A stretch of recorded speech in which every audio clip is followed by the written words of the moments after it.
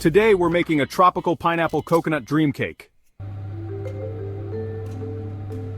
Preheat the oven to 350 degrees Fahrenheit or 175 degrees Celsius.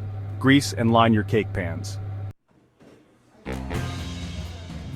Combine dry ingredients, flour, sugar baking powder, and salt. In another bowl, mix wet ingredients, eggs, pineapple with juice, oil, and vanilla. Gradually combine the wet and dry ingredients. Finally, fold in the coconut flakes. Pour the batter into the prepared pans. Bake for 25 to 30 minutes or until a toothpick comes out clean.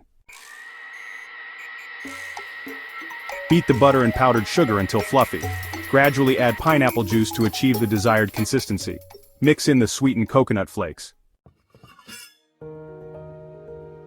Cool the cakes completely. Frost between the layers and cover the entire cake. Garnish with toasted coconut or pineapple slices.